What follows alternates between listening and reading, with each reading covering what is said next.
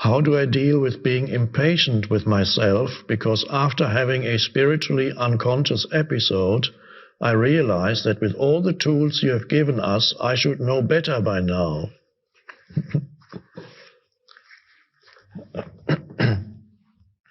Interesting, uses the word tools, and I use the word key.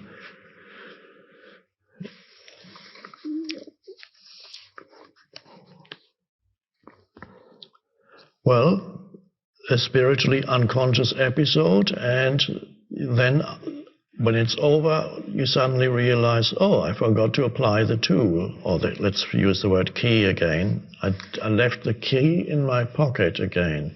Well, at least you know it now that you left the key, and at that moment you've taken the key out, because you've taken the key of awareness out of your pocket, that suddenly you realize you had lost it. You had lost the awareness, or not lost it, but you didn't remember that you had the key in your pocket. And then it's over, and it's, oh yeah, there's the key. And then again you lose the key when the thought arises, you should know better by now, shouldn't you? What's the point? You can't do it, you see? Even after years you can't do it. What's the point? These are the thoughts that go through the head, which means the key is left in your pocket again. Then you take it out again and realize, okay, at least I'm present now. You don't need, whoever you are judging through your mind is a fiction anyway. It's unconscious pattern that has arisen in you, and you make it into some kind of me identity. It's a fiction.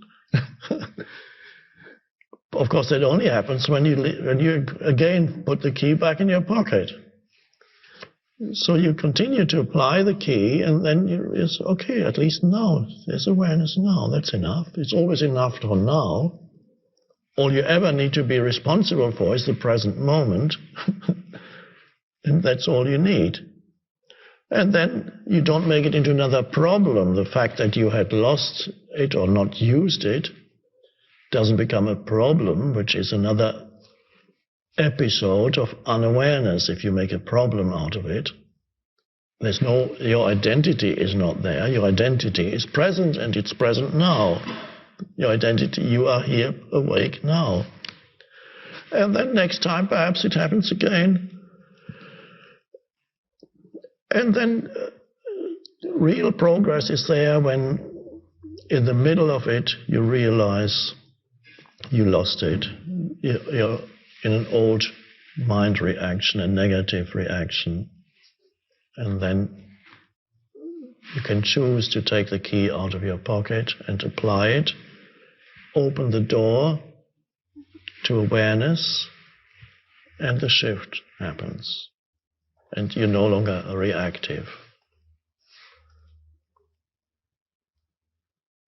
So I recommend that you are very alert to see what kind of energy you're putting out into the world. Is it tinged with negativity, in which case you are mind-identified, ego-identified?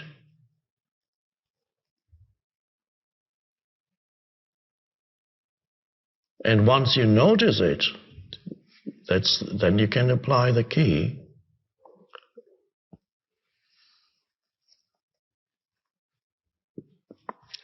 So all self-condemnation is not helpful. It's part of the unconscious patterns. Impatient with yourself. We are dealing with collective, these are not personal problems of yours. We are dealing with collective mind patterns that have been around for thousands of years, that each individual inherits. So it is a monumental thing that's happening now, that more and more humans are able to evolve beyond the inherited collective mind patterns, but they're still very strong. They have an enormous pull still. It would be silly to deny that the pull is still very strong. So it's not a personal problem of yours. It's an evolutionary transition, misperceived as a personal problem.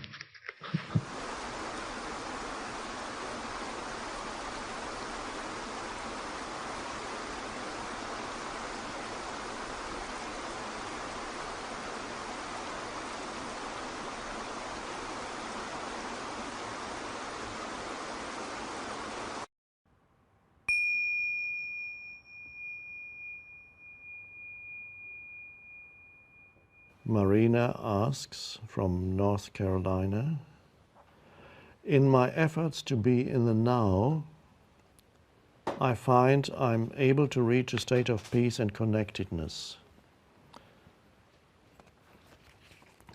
I think that I wouldn't call it effort, but I know what you mean.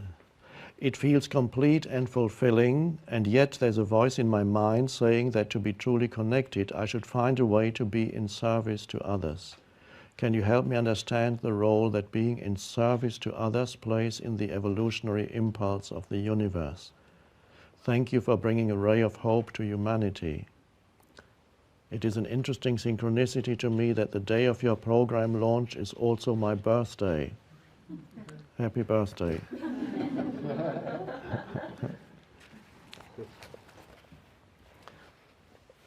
The evolutionary impulse of the universe, the arising of presence.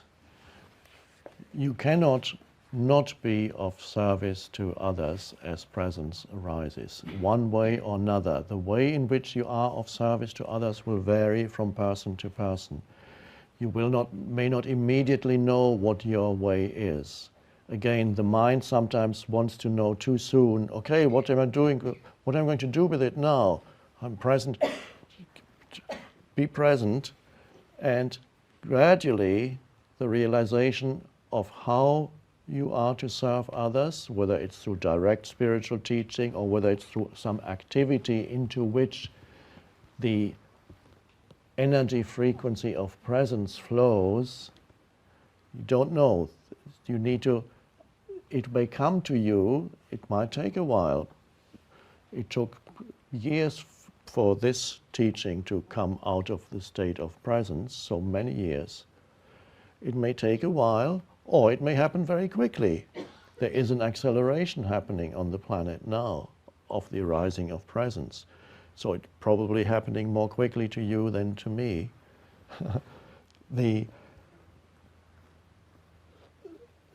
How to be of service to others, whether it's through direct spiritual teaching or some activity, they will come to you either through an external circumstance that will tell you what it is that you need to do. It can come from the outside as a synchronistic event, and this many people are telling me that they're finding that things that are just right as they live more and more in presence come into their lives. The right offer, you're meeting the right person, and suddenly what it is that you need to do arises. From the outside it comes. Or you wake up one morning and with the realization of, this is what I need to do. And then I would wait and see, just to make sure that it comes from a deep enough place. And if it's still there the next day and a week later, and there's a deep sense of peace with it and power, then it comes from a deep place. And then it's good to act on it. This is how I got taken away from living in England. I loved England, but one morning I knew I have to remove myself without knowing why. And it was so strong that I removed myself. I knew I had to go to the west coast of North America, not knowing why, and it took a while before I got rid of everything, removed myself, landed on the west coast. What now? Don't know. And so I sat there for a few weeks in presence, and the mind, yes, came in occasionally and said, this is, why did you come here? It doesn't make sense. And the mind even started to look at ads for flying back to England, fares.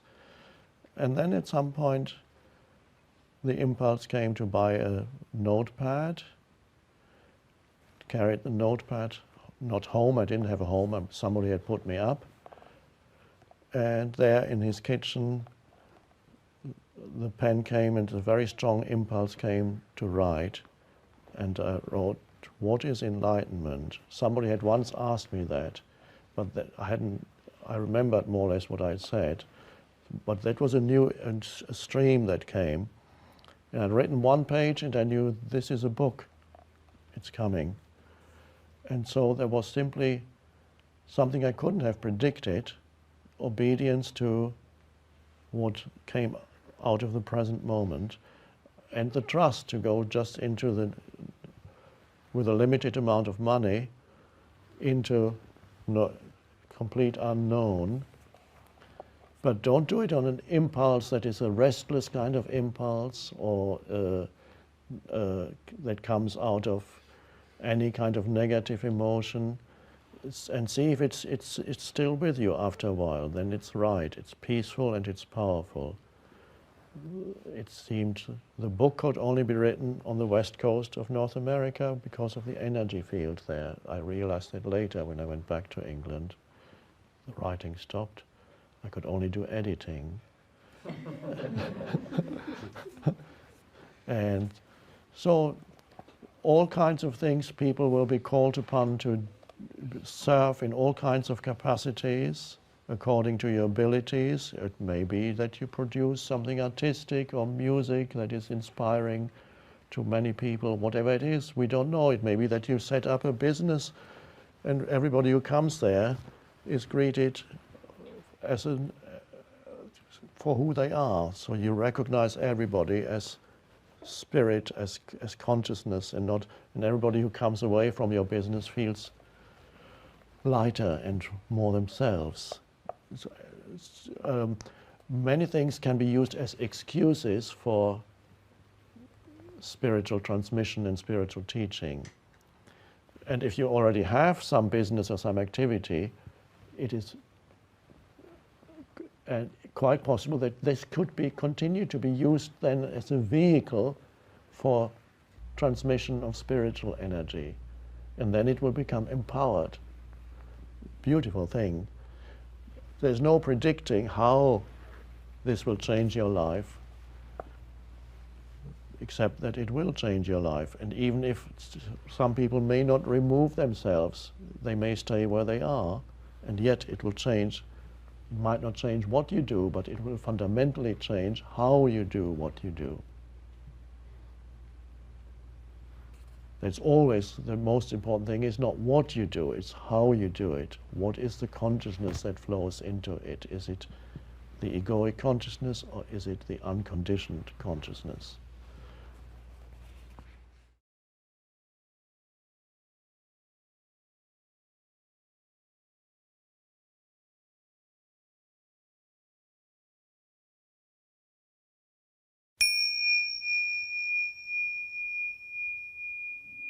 This person writes in, "I'm often fearful about being ill, being poor, growing old, death, and other worries.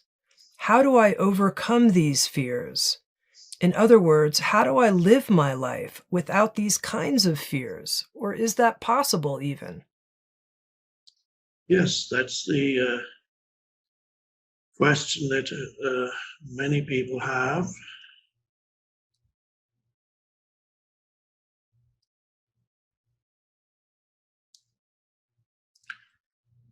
I still remember, well, it's now becoming the distant past for me.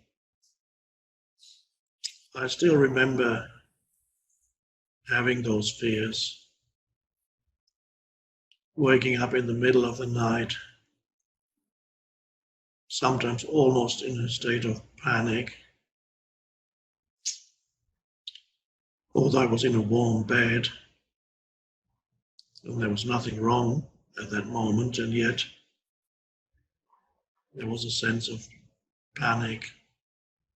Oh my God, what's going to happen? So the fear, if you pay attention to how the fear, the anxiety arises. Angst is sometimes the word that they use in English too. It's a German word, but the word angst is used for kind of existential anguish, the anguish of just being alive, which is so problematic. So if you see how it arises, then you will notice that it's created not by any true problem in your life, but by thought. It's created by the unobserved mind. So there is a lack of presence, which means that certain thoughts, repetitive thoughts, take you over. Many of those thoughts refer to possible future events. Nothing that's happening here and now, but something in the future. And as I've often, you might have heard me say, that ultimately the future, although we need it and it makes sense for practical purposes, but in your direct experience of life, well, that's an important criterion for what is real. It's your direct experience of life. In your direct experience of life, the future does not exist. Because when its future arrives, it's the present moment. You cannot experience the future. You can only experience the present moment. And for some people, that's news. And then you see that ultimately the future exists as thought. The future is essentially a thought in your mind. So the fear of future and the fear of things going wrong in the future, I might become poor, I might become ill, I might become old and die, I might become destitute, whatever it may be, those are all thoughts that have such hypnotic power over you that you cannot tell the difference between a thought and actual reality, actual life. And then and the body does not know the difference. So when you think a fearful thought, imagining a certain scenario, the body reacts with emotion that is exactly the same as if you were in a real situation.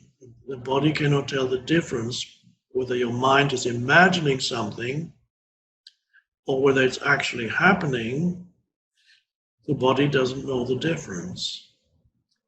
So fear arises when a thought comes up, repetitive thought, persistent thought, and you don't recognize it as a thought because it occupies your entire mind and there's no room for presence or awareness. In other words, there is no observing consciousness, and then the emotion is there. And the emotion gives even more power to the originating thought. So then you get thought forms that are fueled by emotion, emotional thinking, a vicious circle. Thought creates the emotion gives more energy to the thought gives more energy to the emotion, and so it grows. So the problem is not the future, the problem is in the present moment, are you able to be aware of your thoughts, especially thoughts that create suffering, thoughts that make you unhappy, thoughts that have nothing to do with what's happening around you here and now. And can you recognize, first of all, that those thoughts are not referring to anything that's happening here and now, in other words, that is real. And can you also recognize that they create unhappiness in you, they create suffering, in this case, fear or anxiety, which is not pleasant.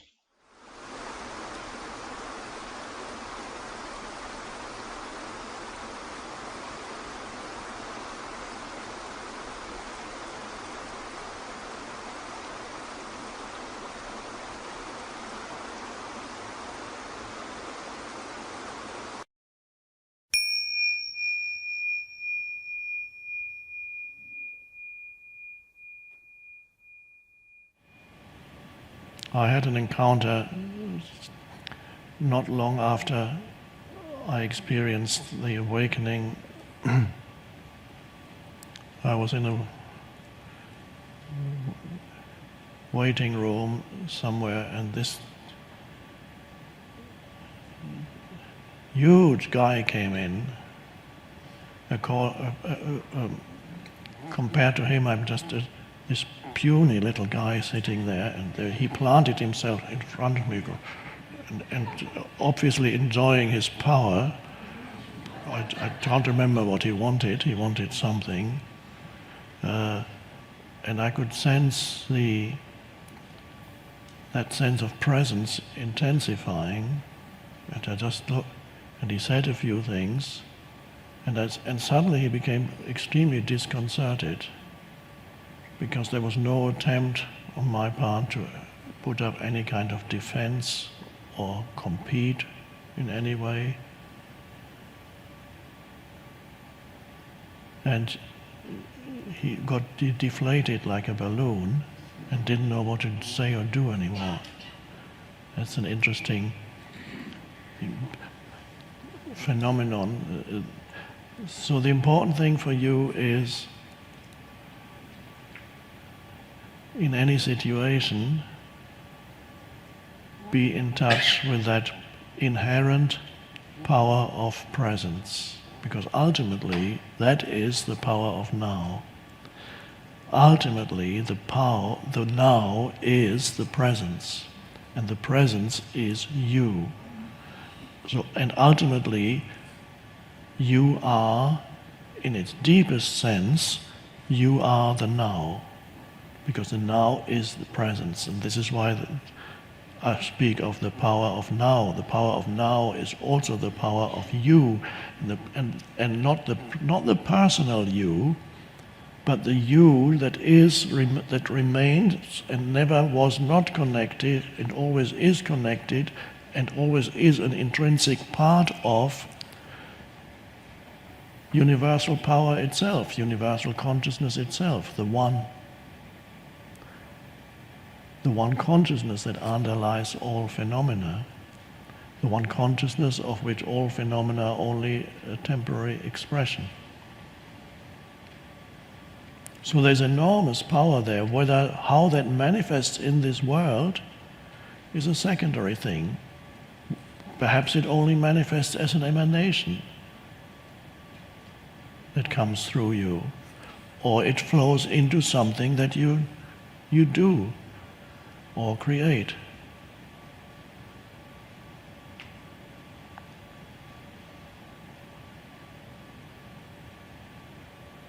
And it's a great thing to feel that power, which is not comparative. Because you know that everybody else is also a temporary expression of that inherent power, although most people don't know it. It's the famous guy that I spoke of in perhaps the Power of Now. The beggar is sitting on his old box for many years, asking for little coins, and then somebody says, "What's inside that box? I've never looked." And it's filled with gold. And I gave that analogy or parable at the beginning of the Power of Now. So that is discovering that power in you, and for most people, they're looking for little substitutes to give them a sense of who they are. And of course, this is the reason why it is not unusual for humans to awaken spiritually, to awaken to who they are in their essence, when either one big thing or many things that they had derived their identity from, good looks, physical strength, possessions, abilities to do this or that, recognition, status in society, those things, and suddenly they lose these things, or they lose one big thing that was the main, that gave them their sense of identity, the one main thing that gave them their sense of identity, and that's gone. And that's, of course, would be, at first, is terrible suffering, and then it can force a human to that deeper place, because out here, unless the ego might make an attempt to quickly rebuild some mind-made identity by creating another narrative. That's possible too. Not every human who experiences great loss necessarily goes to that deeper place, but the potential is there.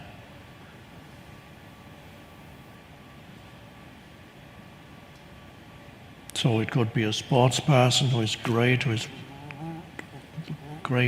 master of some sports, and then he or she has an accident, can never participate in that activity again, and that gave him or her the sense of identity. It at first leads to terrible suffering.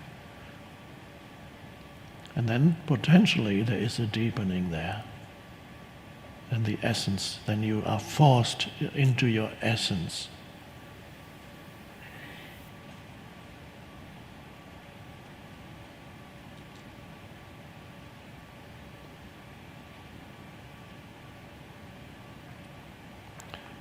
There's a medieval image of Fortuna. Fortuna is the goddess of good luck or fortune. It goes back to Roman times. That shows the fickleness of things, the transient nature of all the things of this world, which are the things that people identify with. It gives them their sense of identity, their self-esteem. And it has a Latin inscription on it. It's an image of the goddess. And translated from Latin, it says, this is supposed to be a king speaking, or former king, which king stands for any ego. And it says, has these words in Latin. The first word is, I shall reign. The next word says, I reign. To reign, to reign a kingdom. I shall reign. I reign. I have reigned. I have lost the kingdom.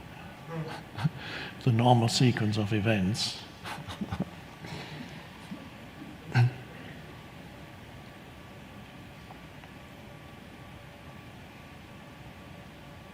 Old age is a great opportunity for that, unfortunately missed in many, many cases, tragically missed the opportunity as old age comes, approaches, and then you enter old age, proximity of death, loss of physical abilities,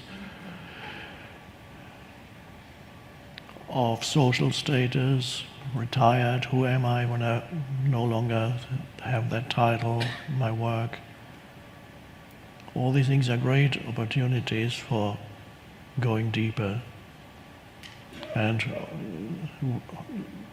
what we are attempting to do now is getting as many books and other material out to old people's homes everywhere, and also hospices and hospitals and so on, because those are great places where spiritual transformation could happen.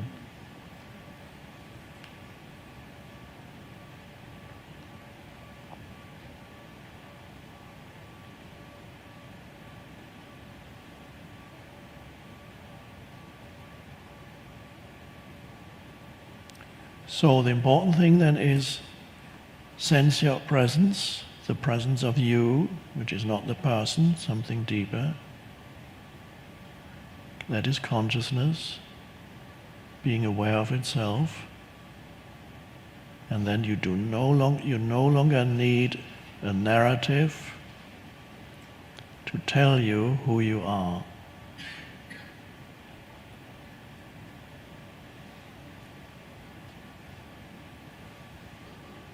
Free of that conceptual sense of self.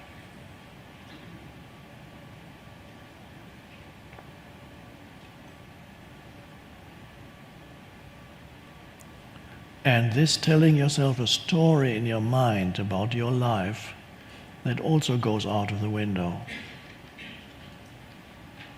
My life. This is what it has come to.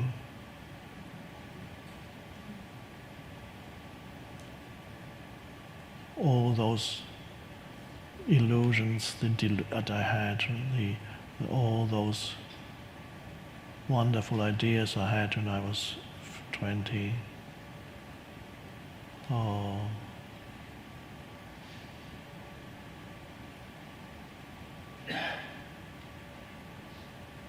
Now you may well still be at the peak of your success, worldly success, and that's fine. Why not enjoy it?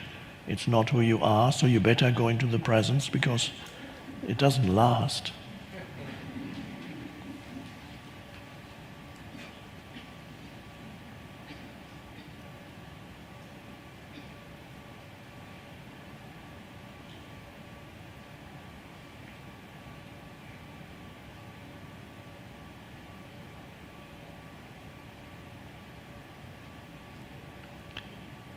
With it also comes the wonderful ability to appreciate other human beings, what they can do, what they know, how they look, without feeling diminished by appreciating the external things connected to another human being.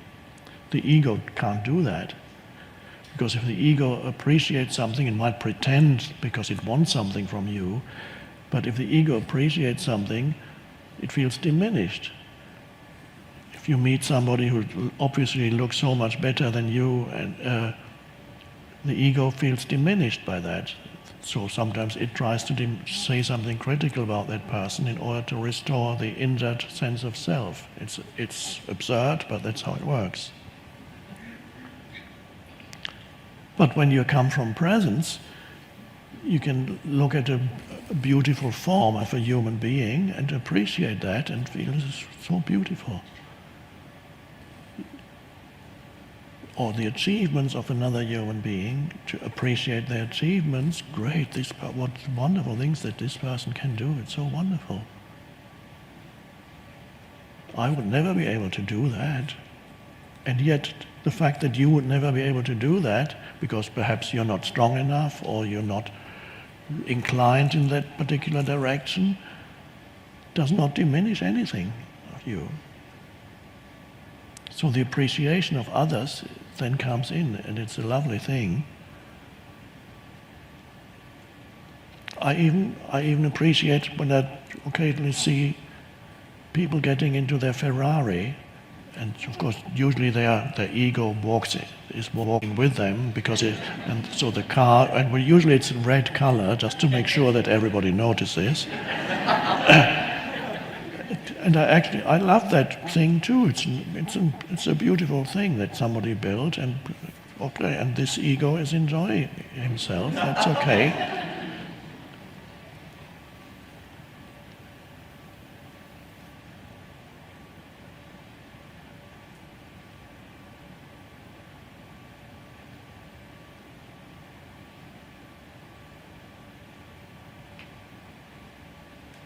And you may find that sometimes very creative people, there are some who have no ego about their creations. They do not derive their identity from what they create. Others have fairly big egos, that happens too. I believe the greatest creators in this world don't have an ego about that. Maybe they have it somewhere else, but not around that. And that sometimes means that they continue to be creative.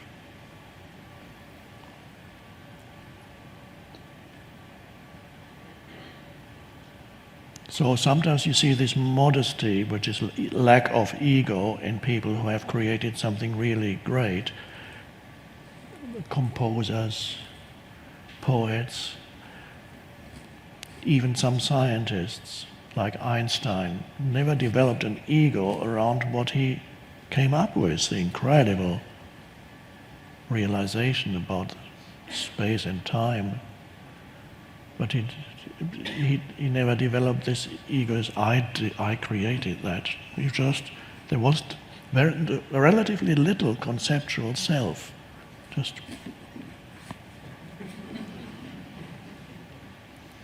And he found it absurd that he had become one of the most famous people on the planet, even in his lifetime. He just couldn't, it's so weird.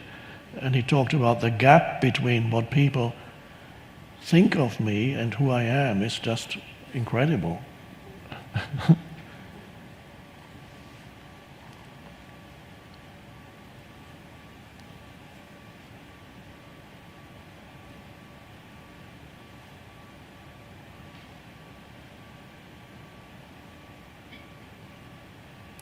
And by the way, that's the last thing, that's also the place where you can manifest out of the power of presence. If you're linked into that presence, see what the universe wants to, because that presence is the presence of consciousness. Does it want to create something through you? Perhaps it does. But in that presence, everything is already present in an undifferentiated state. So whatever it is that you create externally is like the diluted form of something that in its essence, its concentrated non-form is already there in you. So whatever you can possibly create is already present on some level, on a deeper level.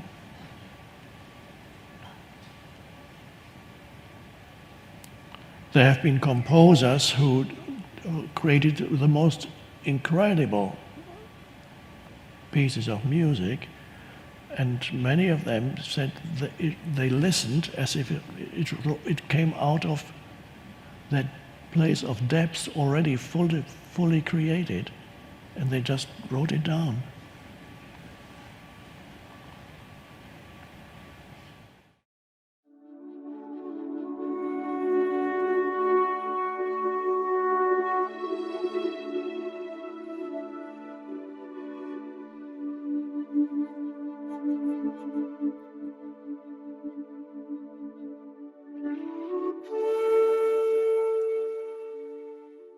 So there's nature and there's the present moment. Here, now, here. Oh, and I thought there was nothing to be grateful for. I'm breathing.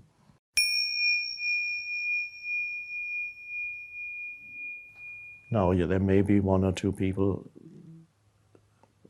being with us here, there, who perhaps are stuck somewhere in a room and can't get out because of physical disability, or they may be in prison, and they say, what can I do? What can we do? We can't get out into nature. Well, you need to remember that your body also is nature, so you can start there. Every time you take a breath, that's nature. Nature is breathing. The air that you're breathing is nature. The very fact of breathing is a natural process.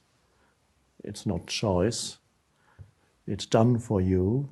It's not so much that you breathe, although we say, I breathe, but you're not the body breathes. So it's a natural thing that happens. You wouldn't say, I'm beating my heart. You don't do that, but that's the same thing.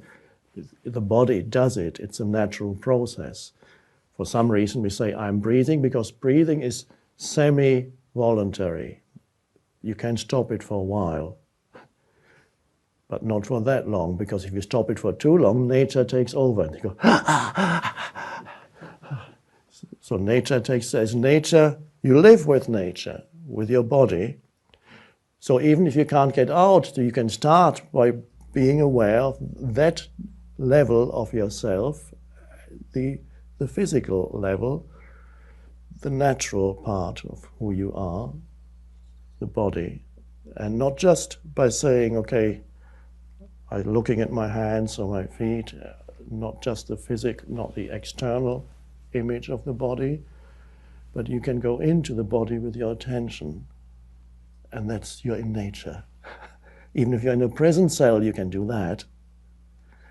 And even if there's no opportunity, you might be in an office block in Manhattan, and you look out of the window and all you have is maybe a little bit of sky. Okay, there's a little bit of nature there, you can look at that. But you have more nature than that in yourself.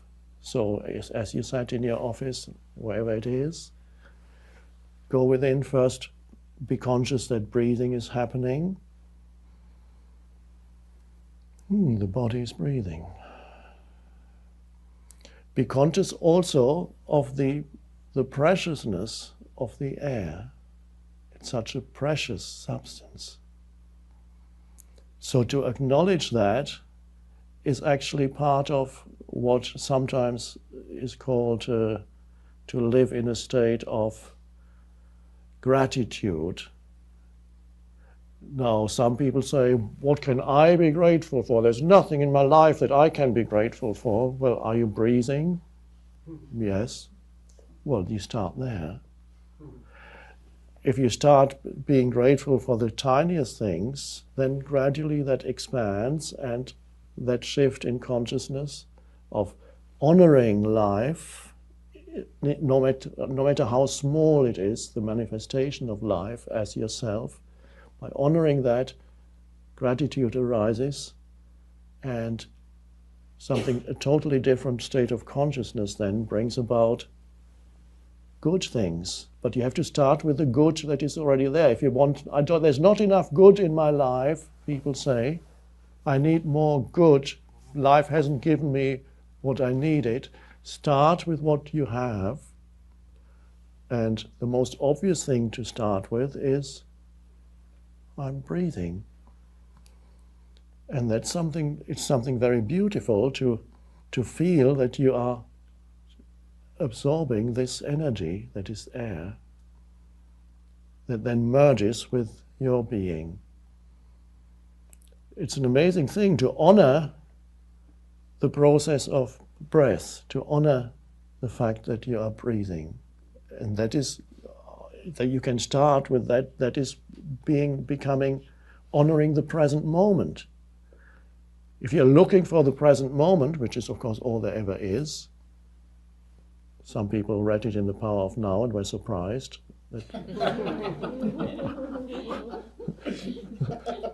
And they're still surprised when I say the present moment is all there ever is in your life. There's nothing, there is no past and future in your experience except when you think about it, but not in your actual experience. Oh, well, yes, it's actually true. The greatest philosopher could come and he could not argue with the fact that you only ever experience the present moment, there is nothing else. The mind asks, well, where is the present moment? Well, start with your breath. That will always take you into the present moment because you're breathing now. And you're only ever taking one breath, this one. All other breaths you either remember or anticipate mentally. And it's actually said that the Buddha recommended this as a meditation, maybe even before the Buddha, but the Buddha certainly recommended that people should be aware of their breath as a meditation. He didn't say, as far as I know, that that will take you into the present moment, and he didn't say that will actually stop your mind too. He just said, be aware of your breath. So breath awareness meditation has become a Buddhist meditation that's practiced, but the dangerous thing is with practitioners of meditation is they make it into something to be achieved through it. They want to become good at it. You can't become good at one breath. This is just one breath. So there's nature and there's the present moment. Here, now, here. Oh, and I thought there was nothing to be grateful for. I'm breathing, or breathing is happening. And then as you become aware of that, you're beginning to feel that your body is also alive on the inside. To feel that there's an energy that is pervading the entire body. That's nature, and it's very close. That's the closest, and you can't get to a tree that close as you can to your body or anything else. So that's really the closest you can ever get to nature is there in yourself as the physical body. But when you become aware, now this is something for us, for each one of us to do right now, not to do, but to notice. There's no doing as such because we don't have to do anything. You can do, sometimes it helps to move about, to get a little bit of sense that your body is alive. That can help. But you can see the body is alive. Can I feel that? Yes, the breath is happening and there's aliveness in my feet, my hands, my legs. Very subtle at first, but it's there. And there's nature, and that's already a deeper level than what you see. Out in nature, when you look at a tree, you can't, to get deeper than the image of the tree, you have to have gone deeper within yourself so that you can sense the aliveness of the tree. You cannot sense the aliveness of the tree unless you can sense the aliveness in yourself. If you don't sense the aliveness in yourself, you're only approaching the tree with your mind, and your mind might say, oh, that's a nice tree, but you're missing the depth of it.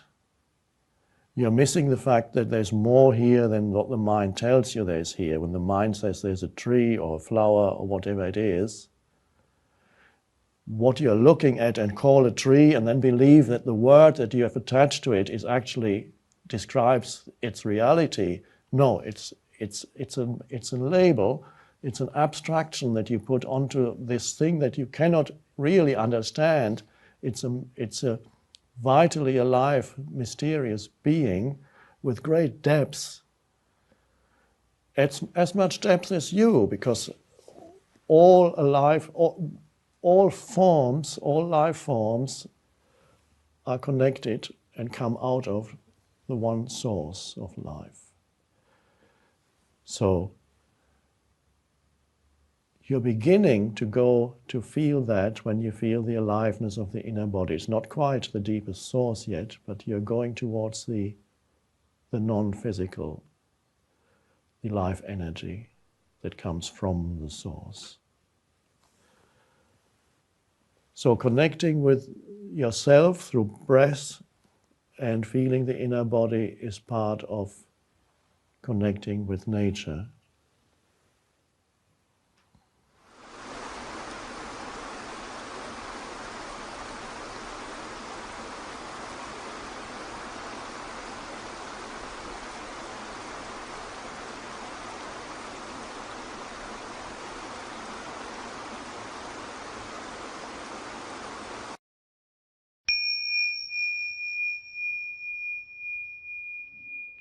I am a therapist, and I now feel that I don't take people's problems seriously.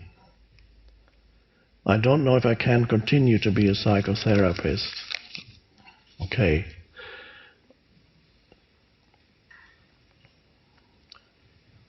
I also find myself, when I listen to people's problems, a smile arises sometimes, not because of their problems, but because I'm in touch with a deeper reality where their problems are relatively unimportant. And to be in touch with that deeper reality is liberating, and there is a joy in there, in knowing who you are beyond your problems.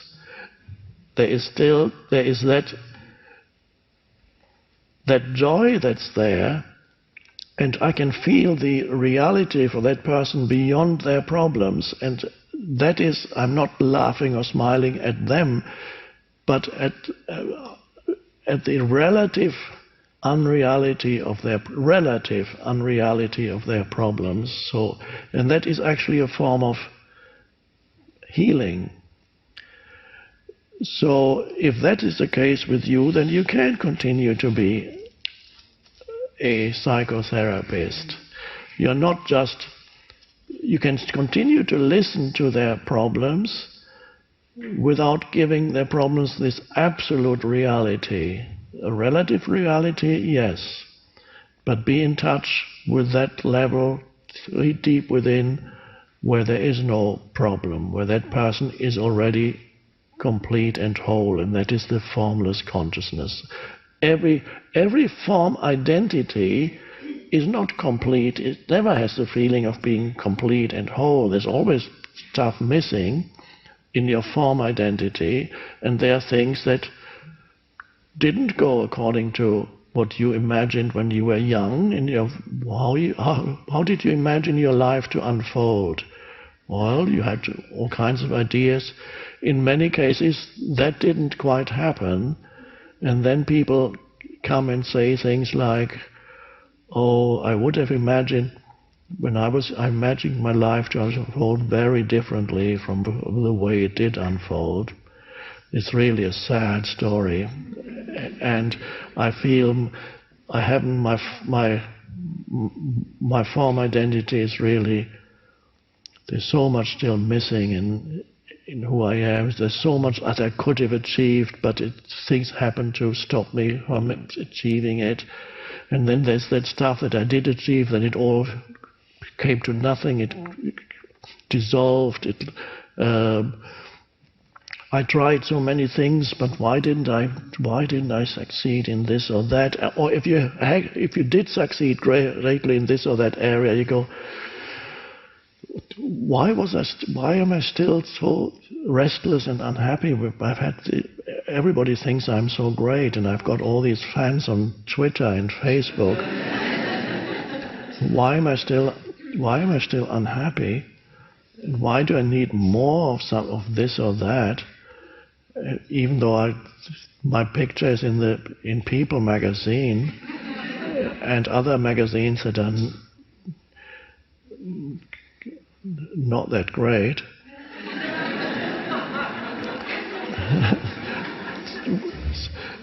So whatever it is, there's always something wrong with their form identity, and if you think everything is right about your form identity, it won't last for very long. Then you happen to just have hit a period, a brief period, when you feel everything is going great in my life. I've got a great place to live. I've got a great relationship. I've got a great job. I've got a great income. I have a great car, and people recognize my importance. They tell me I'm a VIP. Everything is great. That's how life should be. Now, it is possible for human for brief periods to be in that place, but they would be quite brief, because life just isn't like that.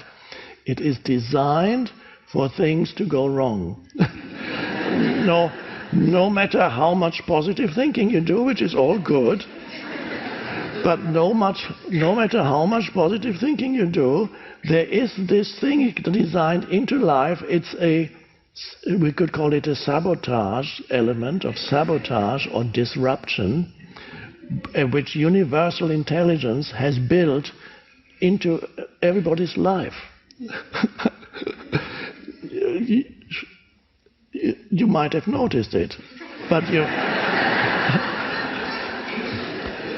what you might not have noticed is that it is built into everybody's life, and you might have thought that life singled you out to sabotage your life. Because some people are very good at hiding that element in their lives from others, and they wouldn't even admit it, that at night they lie in agony or whatever it is. So that's an interesting fact. Once you know that this disruptive thing is built into your life, then you may come to actually accept that fact, that is a universal thing that every human is meant to face. So there's always, in some area of your life, there's always some disruption happening, or just happened, or happened a few years ago, but still leaving a lot of traces around in your, still influencing the way in which you experience life. And then the next thing comes in, and the next. And once you've resolved your financial problems and you're okay there, finally I've got financial security, and suddenly a health problem comes up. Or the other way around. Or the great job, you suddenly have this wonderful, fulfilling job, and suddenly your company gets taken over by another company, and suddenly you're told, we don't need you anymore. Who am I now without that?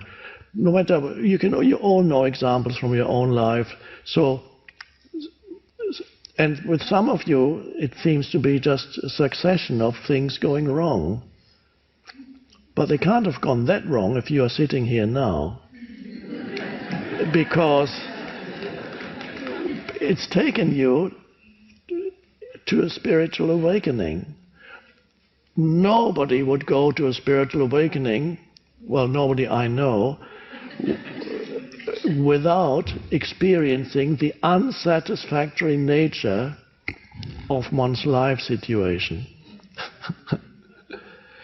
So I am grateful to that in my life, and you can be grateful to that in your life, because otherwise the evolution of consciousness would not have happened. If you had been totally happy all your life, no evolution is possible, no development is possible, no deepening is possible. You would be dancing on the surface of things. Let's have another drink and good food and lots another good movie and sensory pleasures and sex, and let's travel and go to another place and explore that, and isn't that nice? And just no depths whatsoever. Of course, you would be incapable of compassion or empathy with other human beings. You would have no deep insights, which all come out of suffering. Just surface existence.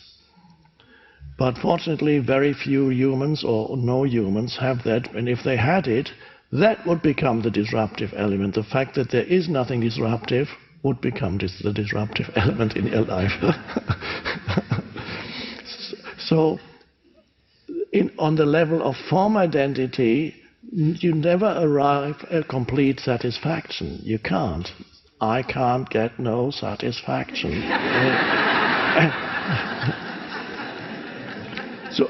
And once you realize that, it's liberating to know, okay, you can still try to improve your life. It's a wonderful thing. Of course, you try to make your life better. If you're not happy where you live, see if you can find a better place to live. Or if your health is not well, maybe you can do something about it. Maybe you can't. If you can't do something about it, take action. But the foundation for action needs to be present moment acceptance of the isness of now, and then you take action. But it'll never be totally satisfying. Therefore, the only satisfying thing is to realize that there is another dimension to who you are. And that's where all satisfaction comes from. The realization that there's more to you than the person, the personality, and the personal history. And that is consciousness. You are, in essence, timeless consciousness.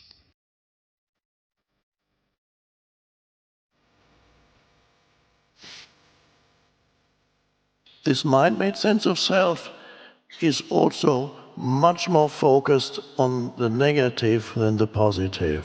To be free, you awaken to who you are beyond your history and your life situation.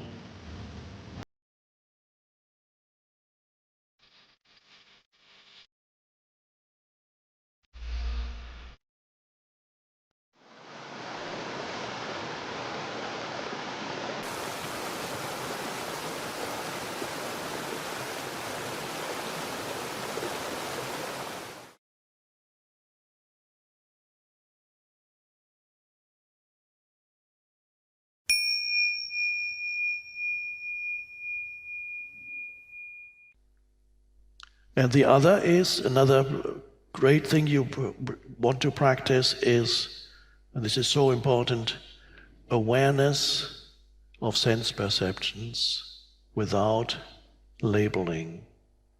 You can do it anywhere, in the middle of the city, in the country, on the beach, at home, in the office, in a restaurant, in a cafe. Let's take cafe as an example. You're having a cup of tea or coffee, and you sit in a cafe, and use it, instead of going to your phone, use it as a spiritual practice. It's a cafe practice, but you don't have to drink coffee with it. You can drink anything. It's a public place, and you sit there for 10 minutes, let's say, looking around at all what's happening around you, all the people and what they are doing and sitting. Most of them will be on their phones, that's okay, but you are not. And you look, and here's the room, and you might see what's happening in the street also. And as you sit there, you get in touch with your presence, the sense of presence and beingness. Maybe feel the inner body, and feel your own presence, the presence of consciousness, you as consciousness. And then you look around and you listen, there are sounds, and you look. And your practice is not to label your sense perceptions mentally. In other words, you're just looking, and as you look, feel the presence of yourself. And then look around in thoughtless awareness. It's a wonderful practice. And you will love what you see, because every human is an expression of the one life in their own way. Every human is quite lovely and lovable, but you don't have to say that in your mind. It's the realization of the aliveness of every human. But you cannot sense the aliveness of every other human if you cannot sense your own aliveness. So your own presence or aliveness is the basis for sensing the aliveness of other humans, and by doing that, you love them in a way. Not the clinging love that says, oh, I want you. You're quite happy with them doing what they do. You don't need to wanting to interact necessarily. You just be there. You just love them. They're all manifestations of the one life. And they're all so different. Isn't that amazing? Not a single human is the same. Out of the billions, they're all different. That's wonderful. And yet, the essence in each one is the one essence that is one with your essence. And you can sense that if you don't label them. So that's a lovely practice to enjoy the aliveness of things in a limited space. If you sit, you're in a relatively passive situation when you sit in a cafe. There's a coffee, you might be tea, whatever you are drinking, but you're not doing much. So it's relatively easy to be there as the presence. And you don't have to do it in a way that people necessarily notice, or they probably won't notice anyway because they're on their phones, they don't see anything. But if they happen to be looking up from their phones, they might look a bit weird that you are not on your phone. There's something wrong with you.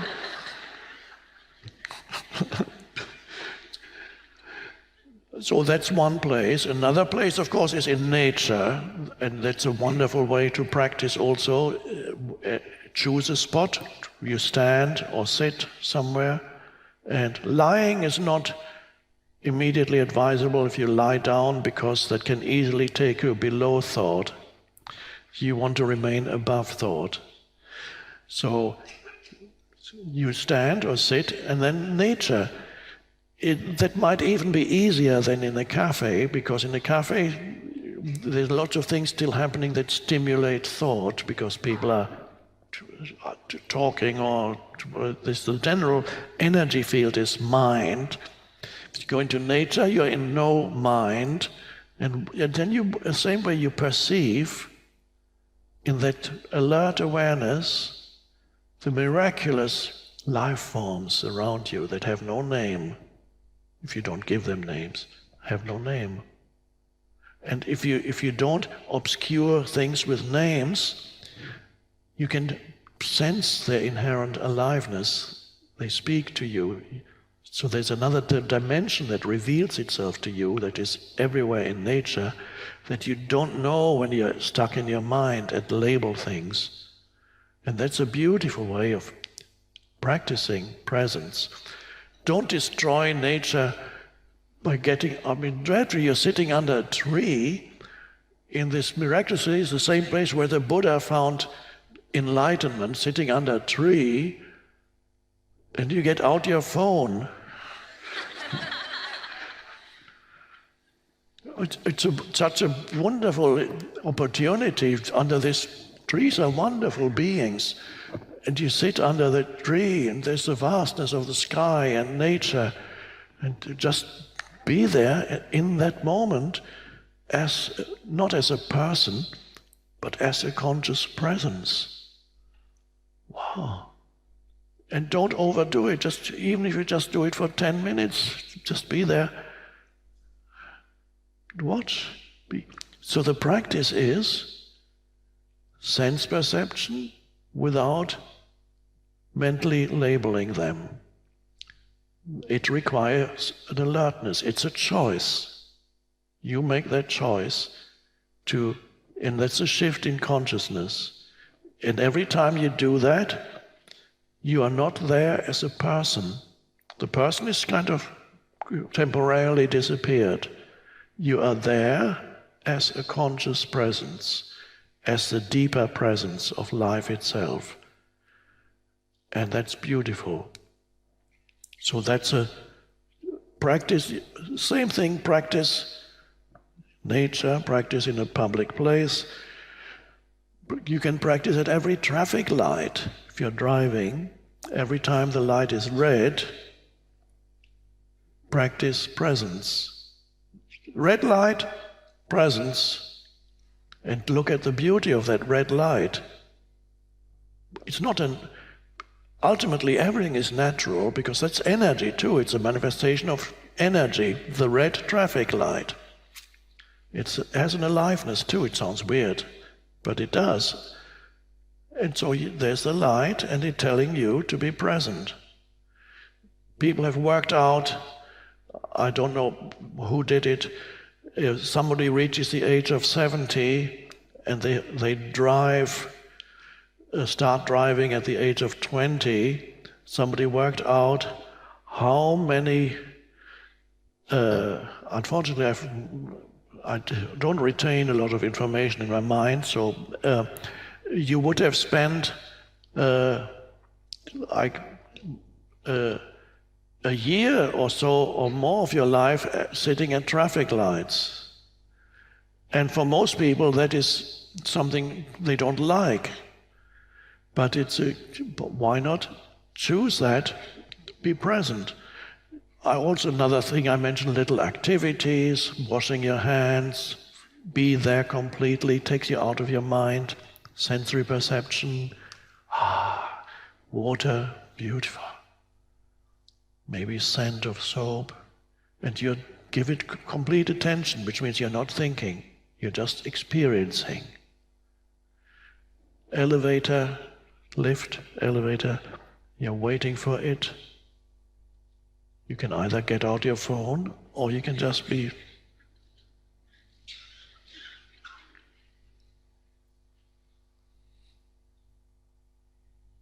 choosing presence. And the more you choose it, the easier it gets and the deeper you go into presence. And then you realize after a while, you didn't really choose.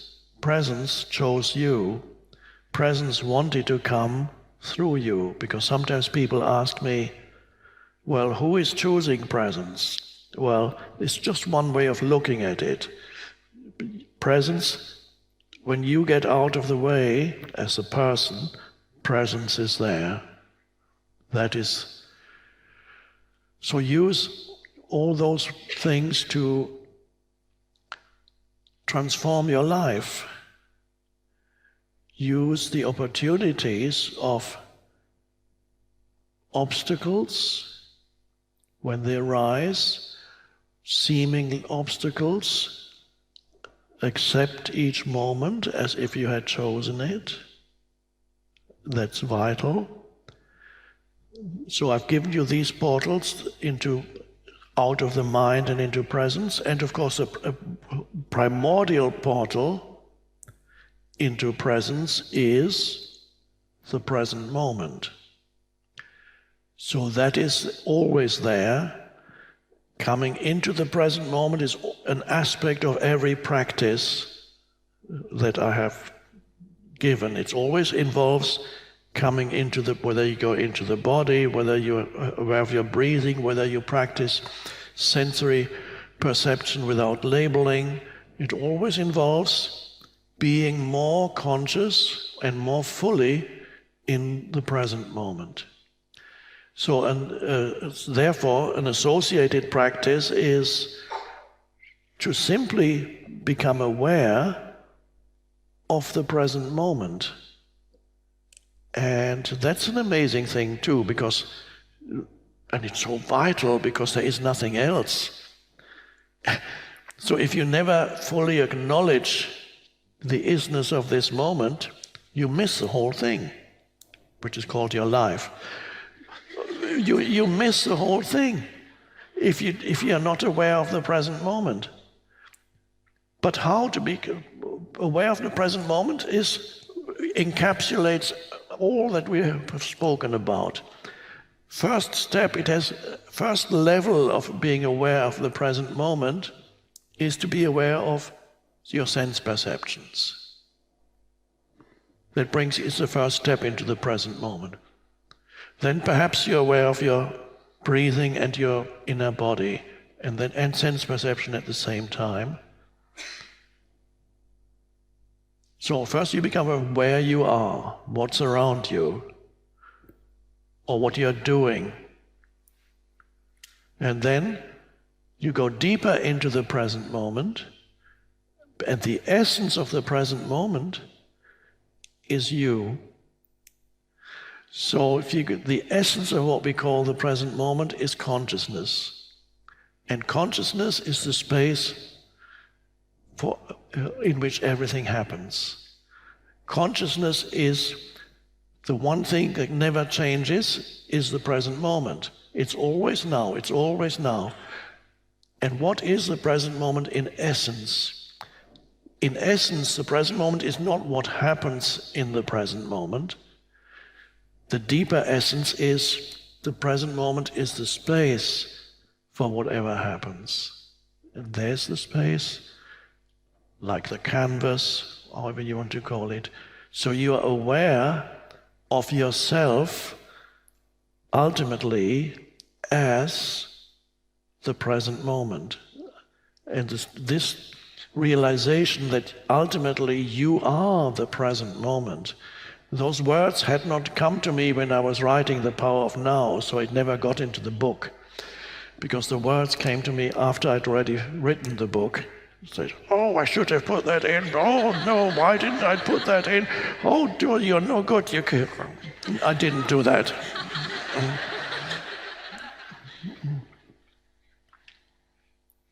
So you sense the essence of what present moment really means as consciousness. The one thing that is beyond any doubt, that you are right now conscious. And that's not the right way of putting it. If I say you are conscious, you are consciousness is better. You are consciousness. Everything else could be a dream or an illusion, including this room and me talking. Am I dreaming this?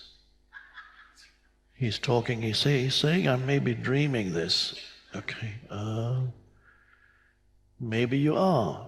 Maybe all of sensory perceived so-called reality is a kind of dream. It's a way of looking at it. Certainly everything dissolves quickly. And then, where was it? Where is it gone? It's gone. And the dream dissolves too. But what remains beyond any doubt, even if it is all a dream, there needs to be a consciousness for the dream to be perceived. And you are that. But what scientists don't look at is their own consciousness. So you have the two realms, the two mysteries, the outer space and then the macrocosm, and you have the microcosm. For most fundamental mystery, the fact that the universe is conscious. That is the most amazing miracle.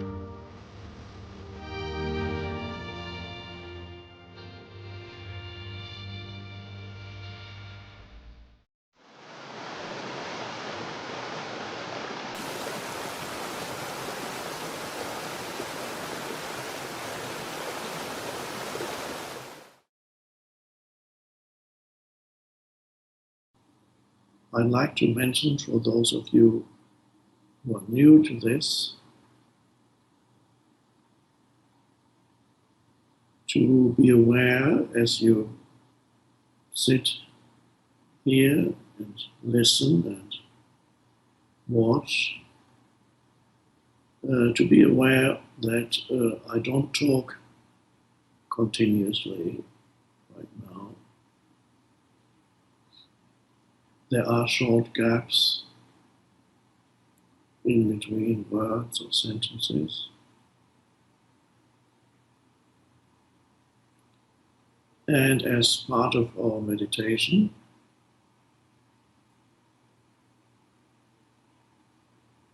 please just notice that there are gaps when I don't speak.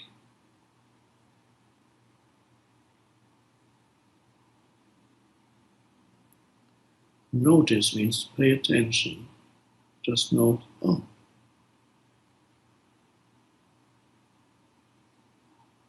One could even say, the gaps are more important than the words.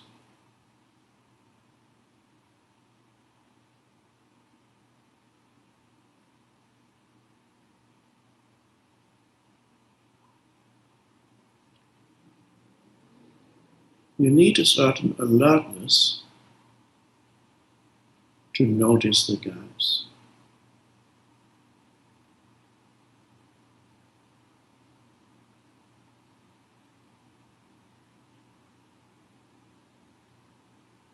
I could say what you notice is the silence in between words or sentences.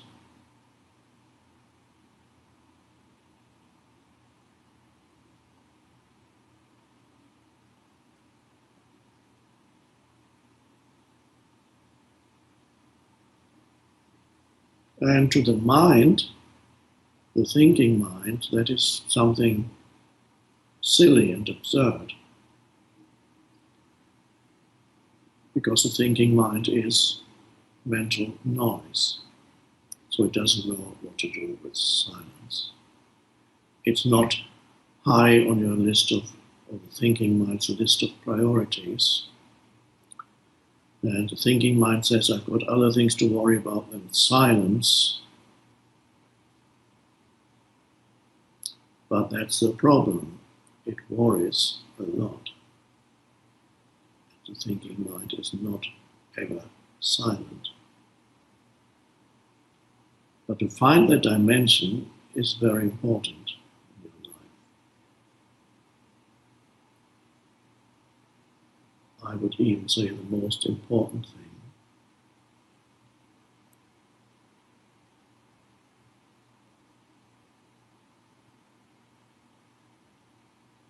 Now, what happens inside you when you notice the silence between words, the gap?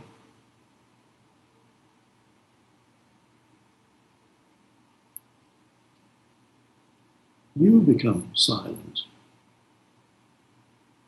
When you notice that there's a silence, a silent space, like now,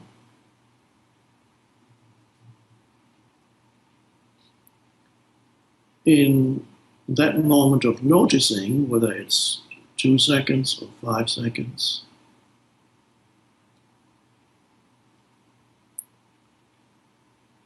in that moment of noticing, you're not thinking,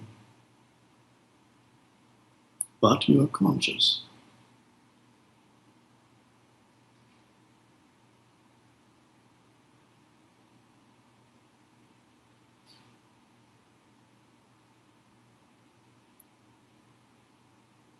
And that's meditation. To be conscious without thinking.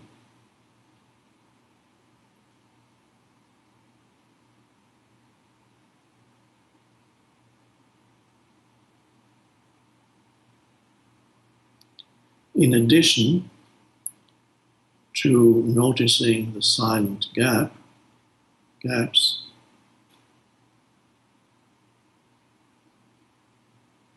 you could also become aware that you're breathing.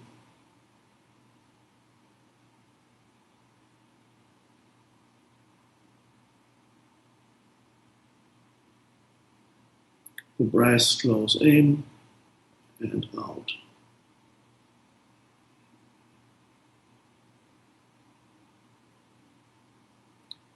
Flows in and out.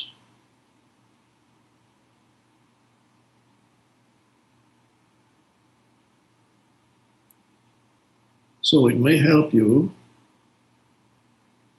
to be aware not only of the silent space, or spaces, but really it's only ever one space because there's only the present moment. to be aware of the one space, the gap between words. It may be helpful while you're aware of that space to be aware that you're breathing also. You're breathing. Just feel it, sense the air flowing in and out.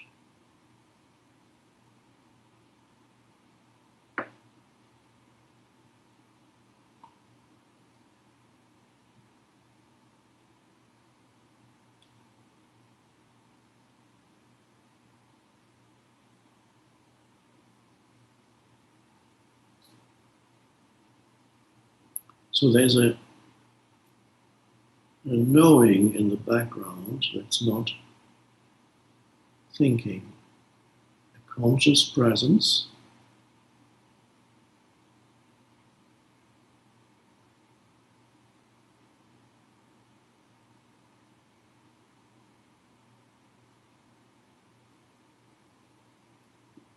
but you're not thinking.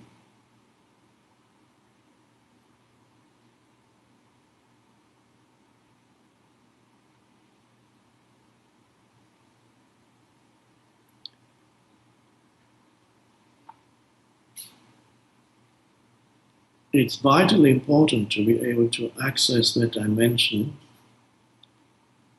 not just when you sit and say, okay, now for the next 10 minutes, 15 minutes, half an hour, 1 hour, I'm going to do my meditation.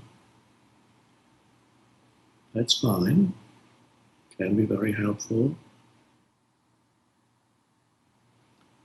But it's more important to access that dimension in everyday life.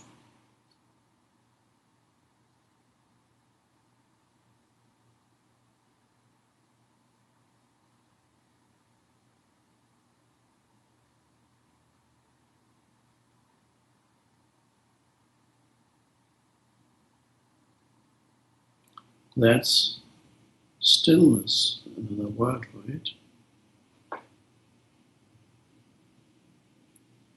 And in that stillness, you are there, but not the historical you, the person that thinks about his or her problems and fears and desires and the past and the future. That's all connected with the stream of thinking. Me and my life. Think about that. Who I am as defined by thinking.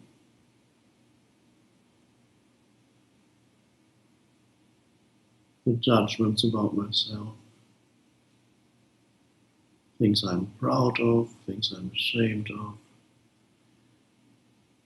things I regret, things I'm anxious about that might happen. All that usually gives you your sense of who you are.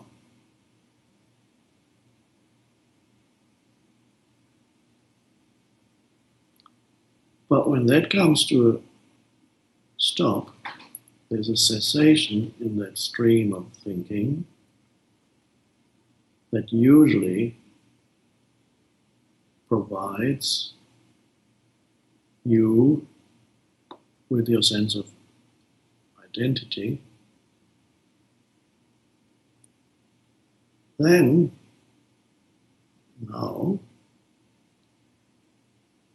you become aware that there is another dimension of consciousness in you that's, one could say, deeper than thinking, or one could say, higher than thinking.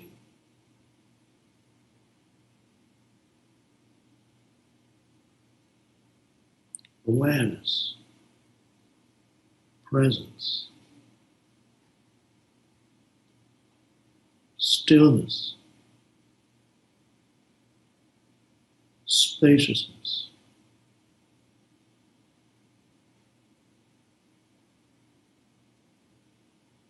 And you can sense that there is something there that has no form. When you think about your life, your problems, your anxieties, so on,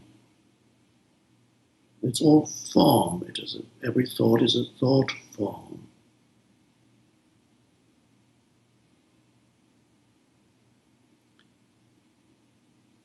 And yet there's another dimension in you that most people don't know about, that is formless.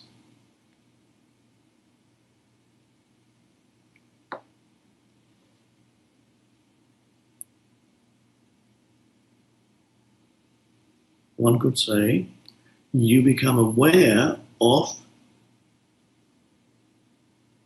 your being, your beingness, your presence.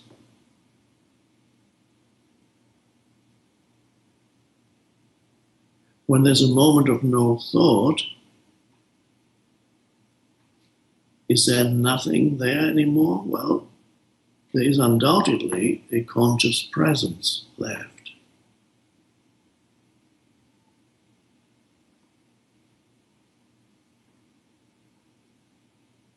The light of consciousness.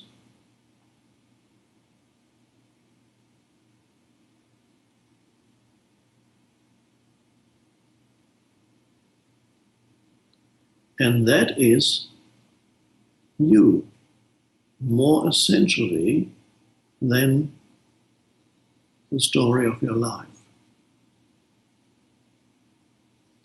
That is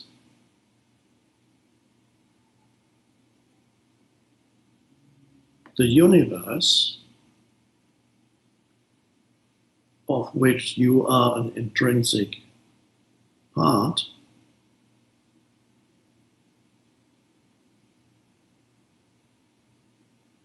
The universe becoming aware of itself. It's conscious. You are conscious. And suddenly you know that you are conscious. You sense that consciousness, that presence. That underlies everything. All the thinking couldn't happen if you were not conscious. You couldn't have any emotions if you were not conscious. You couldn't have any sense perceptions if you were not conscious. It underlies everything. It's the foundation for everything.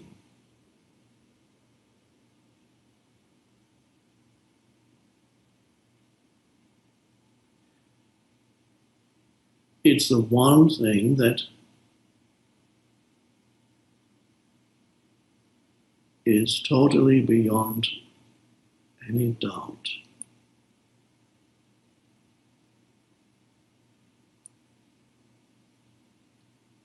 Maybe your entire life is a kind of dream, could be. So you can doubt the absolute reality of your so-called life.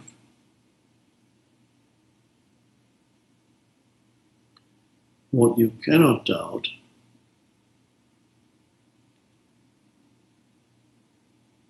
because the evidence for it is here and now and immediate. What you cannot doubt is that you are conscious.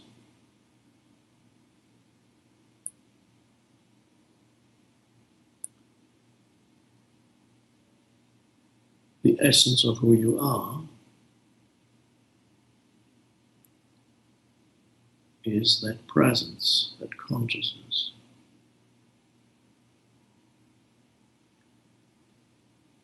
I want to leave aside today for our meditation the question that may have arisen in your mind.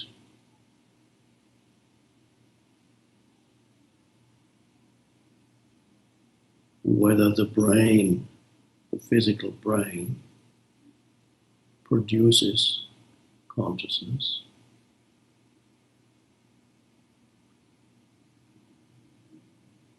or whether the brain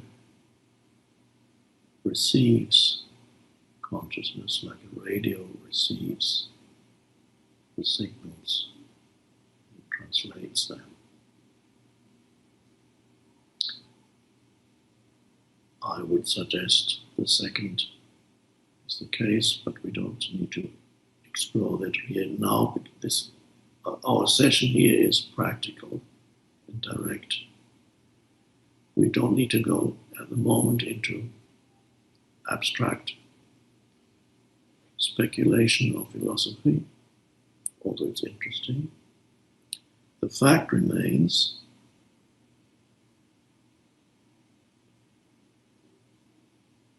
that that presence that's there is the essence of who you are. Most people are not aware of their own presence. They're only aware of what arises in that presence, in that consciousness. Sense perceptions, they look, they hear, they touch. Thoughts and emotions. Now, those are the things that arise in that light of consciousness.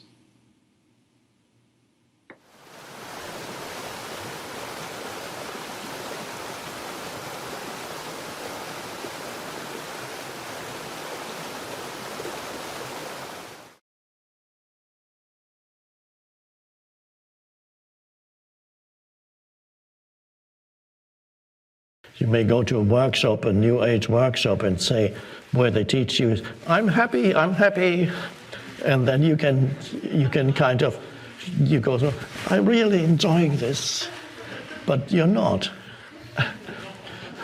So can you at least accept? I've been a model for 10 years. Somewhere deep inside, I kept hoping for a big break. It never came or has yet to come. Is it time to move on to another job if this job is not making me money?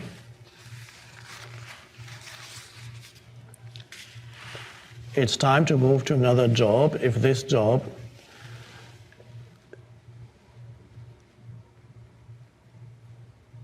is not enjoyable anymore. If you're unable to enjoy what you're doing, then it's time to move to another job.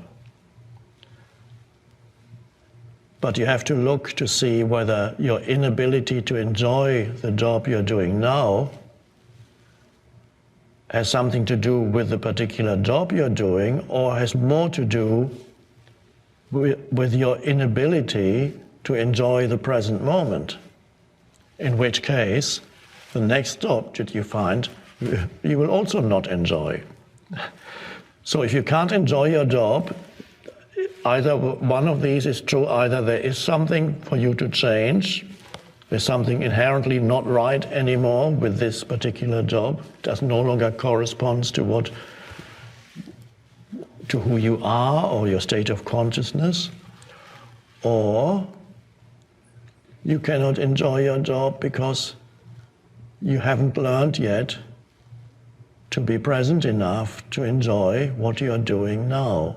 And you always think, oh, the next one is going to be much better. And if you don't know which one it is of those two,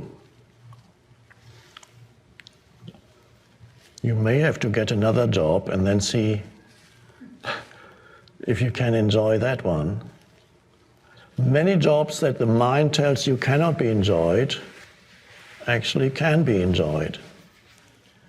Also, the mind telling you, if you enjoy this job, that you really don't want this job to be permanent, and if the mind tells you, no, if I enjoy this job, I'll be stuck with it for the rest of my life, and I don't want to be stuck with it. Let's say you got a job working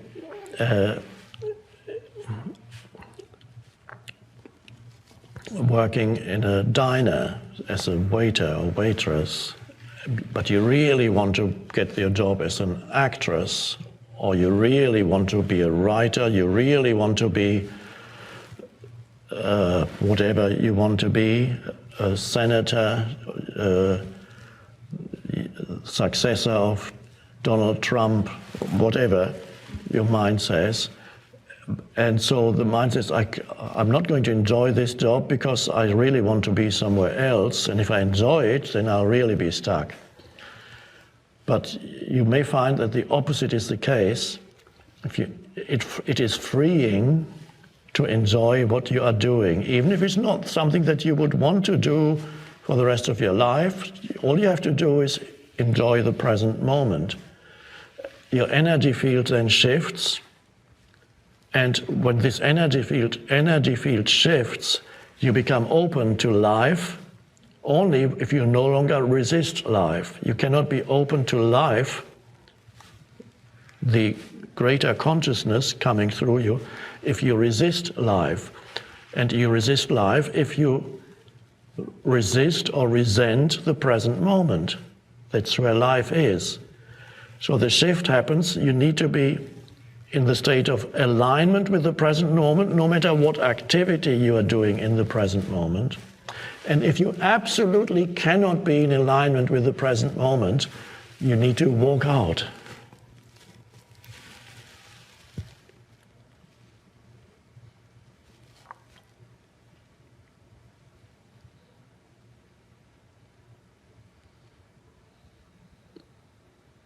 So if I got a job as a bartender in a disco, I would walk out. I could surrender if they shut me in there and it's impossible for me to leave the building. I would still surrender. But since there is still a door that I can open, I would walk out, because although I know how to surrender, I wouldn't want to surrender there if I can help it.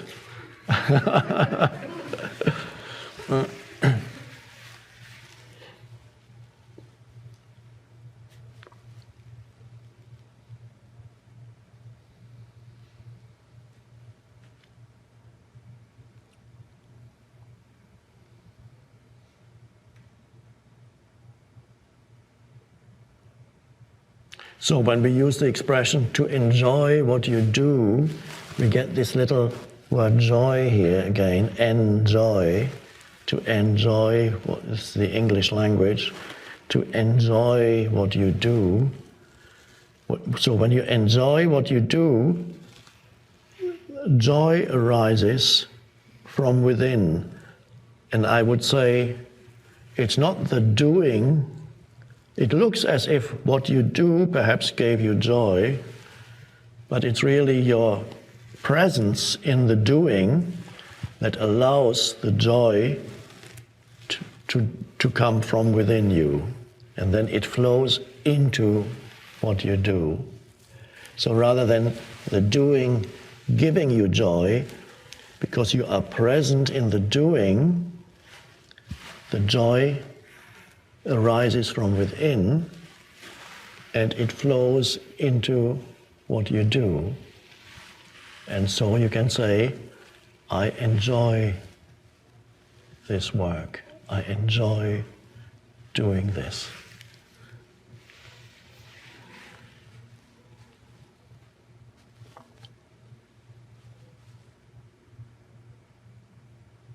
Now, if you cannot enjoy it, try first just to accept it, that this is what you're doing in this moment. Let's say you start off with,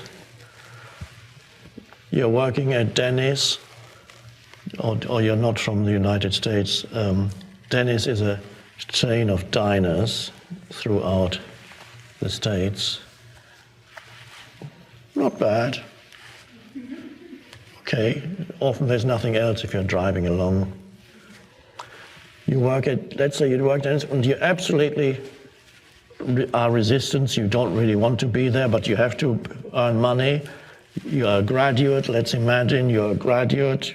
You've applied for jobs, but because of the recession, you can't get any jobs, and you've had 50 rejections, and you're getting frustrated, And here you are stuck in this menial job. What did I study for all those years?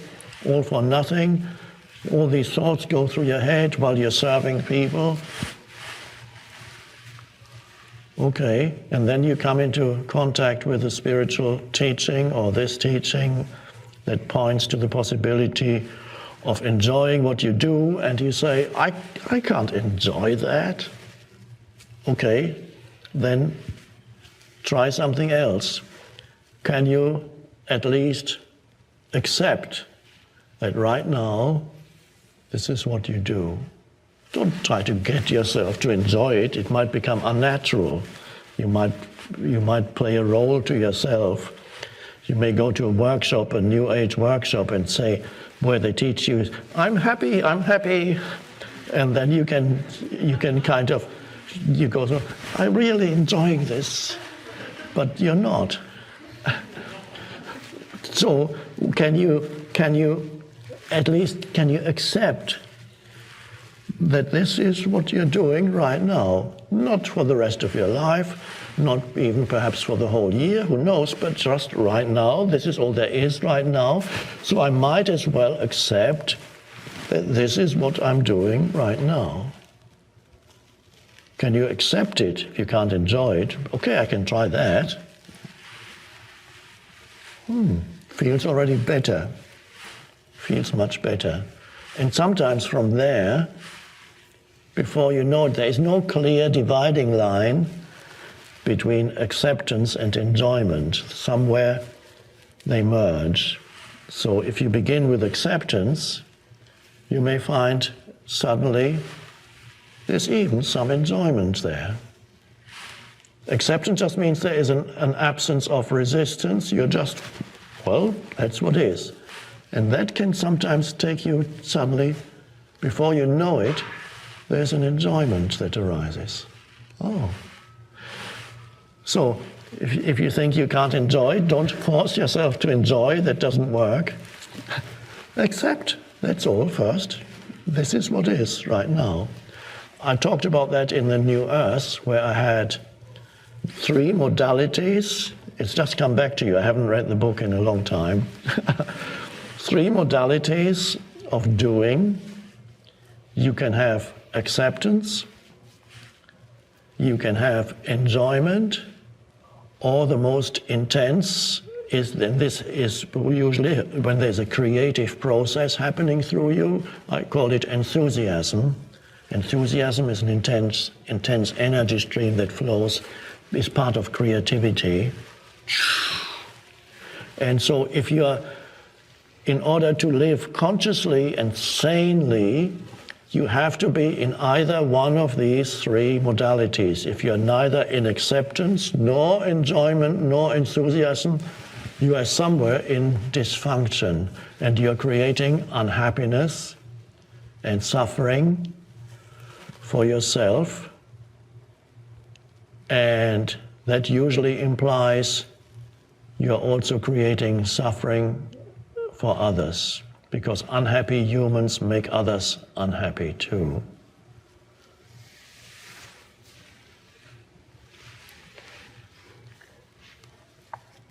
So, if you cannot accept, enjoy, or be in enthusiasm, remove yourself. Remove yourself. And then try again somewhere else.